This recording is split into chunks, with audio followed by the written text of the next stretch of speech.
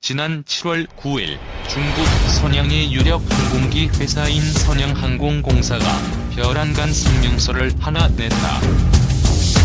이 성명서는 선양항공공사의 FC-31 개발 사업 수석 설계자의 명이었고 FC-31 개발 사업 진행 현황에 대한 내용이 담겼다. 수석 설계자는 자사가 개발 중인 5세대 스텔스 전투기 FC-31의 개발 현황에 대해 간략히 브리핑하며 조만간 2기 제의 양산형을 볼 수 있을 것이라고 발표했다. 정부 공식 프로젝트가 아닌 업체 주도의 스텔스 전투기 개발 사업이 벌써 양산 직전의 단계까지 왔다는 것이다. 공사는 이 전투기에 스컬프처 이글이라는 별명이 부여되었으며 지난 2년간 이 전투기 개발 과정에서 상당한 기술적 진전이 있었다고 밝혔다.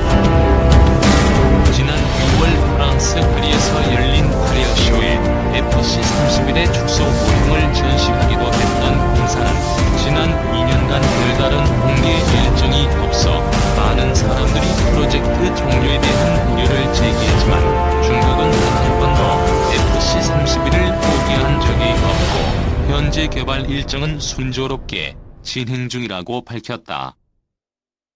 이번 기자회견에서는 그동안 추측만 무성했던 FC-31의 대략적인 재원도 공개됐다. 이 전투기는 미국의 F-35보다는 다소 작은 25톤급의 최대 이륙重량을 가진다.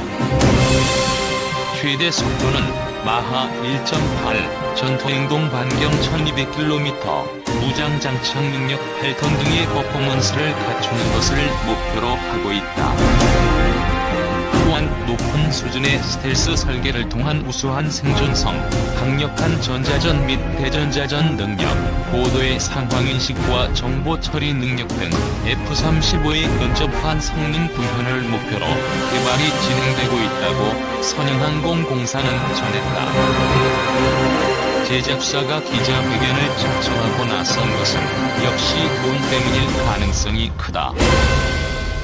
선양항공공사는 제2호부터 제6, 제28 등 다양한 유형의 전투기를 중국 공군에 납품해왔고 최근까지 제11 계열을 납품하며 중국 공군 현대화를 이끌어가고 있는 굴지의 전투기 메이커지만 차세대 전투기 납품 사업에서 한 지붕 아래의 경쟁사인 청두항공공사의 제2-20에 밀리는 모양새로 비춰지고 있다. 최근 국제 방산업계에서는 선양이 중국판 수-35로 불리는 제21D를 공개했지만 예산 배분에서 스텔스 전투기인 제2-20에 밀렸다는 관측이 나오고 있다. 최근 중국은 고고도 스텔스 유격기로 제2-20을 다목적 전투기로 제10 계열을 대량으로 배치하고 있는데 두 전투기 모두 선양의 경쟁사인 청두에서 제작하는 전투기다. 즉, 선양 입장에서는 자신들이 아직 건재하다는 무언가 한 방을 보여줄 필요가 절실했고 그것이 FC-31이었다. FC-31은 그 이름에서도 드러나듯이 중국 공군의 정식 전투기 개발 프로젝트가 아니다. 중국 공군에 납품되는 전투기는 섬이라는 약어와 숫자의 조합으로 명명되는데 FC는 전투기를 의미하는 F와 중국을 의미하는 C를 합성한 단어다. 즉, 중국 공군에는 납품되지 않는 수출용 전투기라는 의미다. 물론 선양항공공사는 중국 정부가 소유한 공기업이므로 이 회사가 FC-31을 개발하는 것은 중국 정부의 의지라고 봐야겠지만 공사가 중국 공군의 정식 채용 공고가 나오지 않았음에도 불구하고 막대한 예산을 들여 FC-31을 개발하는 것은 그만큼 FC-31의 판매에 자신이 있기 때문이었다. 현재 중국이 도입하고 있는 제2-20은 목표 성능을 워낙 높게 설정한 탓에 가격이 매우 비쌌고 이 때문에 기존의 주력 제공 전투기로 운용해왔던 제28이나 제11 계열을 모두 대체하는 것은 현실적으로 불가능했다.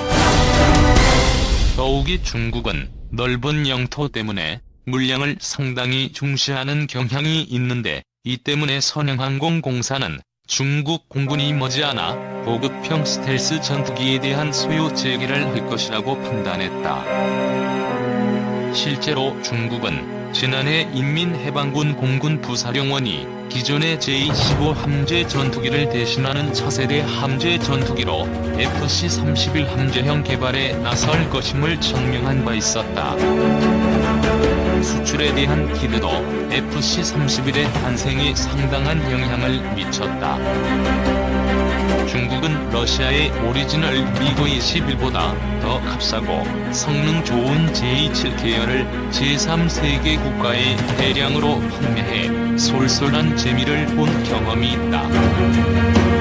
이러한 경험을 살려 파키스탄과 FC-1을 공동 개발해 세계 각국에 판촉하고 있는데 이 기종은 파격적인 가격을 무기로 가난한 나라들 사이에서 상당한 센세이션을 불러일으킨 바 있다. 그러나 FC-1은 어디까지나 4세대 전투기다. AESA 레이더 등 일부 첨단 기술이 적용되기는 했지만 현재 보급되고 있는 서방 선진국의 신형 4.5세대 전투기나 5세대 전투기, 10년 이내에 등장할 6세대 전투기들과는 비교 자체가 불가능하다. 또한 중국에서 전투기를 구매하는 나라는 경제력이 매우 취약하거나 정치적으로 미국, 유럽 등 서방 선진국들과 대립 관계에 있는 경우가 많아 서방의 군사 개입에 대비해 비교적 값싸게 양질의 공군력을 갖추기를 희망하는 나라가 많다. FC-31은 바로 이러한 시장의 니즈에서 출발했다. 중국이 J-10이나 FC-1을 개발한 것은 F-16이라는 서방 세계 표준 경량 전투기에 대항하기 위함이었던 것처럼 FC-31을 개발한 것은 서방 세계 표준 스텔스 전투기가 될 F-35에 맞설 대항마가 필요했기 때문이라는 것이다. 실제로 FC-31은 철저하게 F-35를 의식해 목표 성능과 가격이 설정됐다. 또한 개발을 거듭할수록 F-35와 유사한 형상으로 다듬어져 갔다. 지난 5월 공개된 두 번째 시제기는 첫 번째 시제기와 비교해 동체와 주위, 수직미 등 사실상 거의 모든 부분이 재설계됐다. 이 때문에 정면과 뒷면에서 보면 F-35와 거의 구분이 어려울 정도의 유사성을 갖게 됐다. 현재 개발 중인 양산형 역시 F-35와의 차이점을 더욱 줄여 스텔스 성능을 극대화하는 데 설계 목표를 두고 설계가 진행되는 것으로 알려졌다. 성능적인 측면에서도 F-35에 대한 모방이 추구되고 있다. 물론 현재 중국의 기술 수준으로는 세계 최정상급으로 평가되는 F-35의 항공전자 기술을 그대로 모방하기 어렵다. 특히 1000km 밖의 탄도미사일까지 추적할 수 있는 고성능 전자광학 추적 장비나 레이더는 중국뿐만 아니라 세계 그 어느 나라도 흉내낼 수 없는 독보적인 기술이다. 그러나 중국은 F-35의 다중 센서와 센서 융합 기술을 최대한 모방하고 무장 능력 역시 F-35와 유사한 수준을 맞추기 위해 형상과 장비 배치 면에서 모방을 극대화했다. 이처럼 외형적으로 F-35와 매우 유사하고 성능 면에서 F-35에 근접해가는 FC-31의 가격은 F-35의 절반 수준인 7천만 달러 수준을 목표로 하고 있다.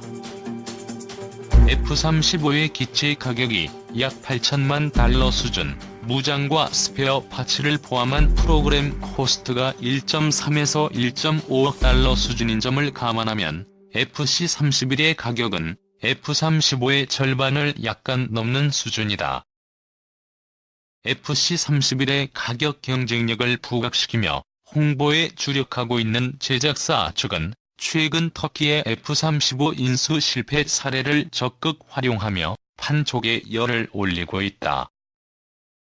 터키는 미국의 반발에도 불구하고 S-400 전력화를 밀어붙이다가 트럼프 행정부로부터 F-35 인도 불가 통보를 받은 바 있는데, 이를 두고 선영항공공사 측은 중국은 정치적 이유로 무기 수출을 규제하는 어떤 나라와 다르다며 자신들은 돈만 주면 원하는 무기를 제공할 수 있는 훌륭한 공급처라는 점을 잠재 구매국들에게 적극적으로 어필하고 있다. 이스라엘의 반발과 미국과의 관계 악화 등으로 미국산 스텔스 전투기 도입이 어려운 사우디아라비아나 이란 등의 국가가 FC-31 전투기 도입에 상당한 관심을 표명하고 있는 것으로 알려졌다.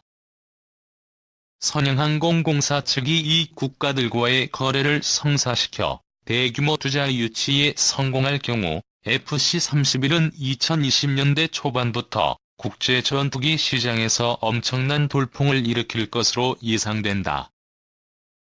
과연 짝퉁 F-35, FC-31은 원조를 극복하고 세계 시장에서 베스트셀러가 될 수 있을까?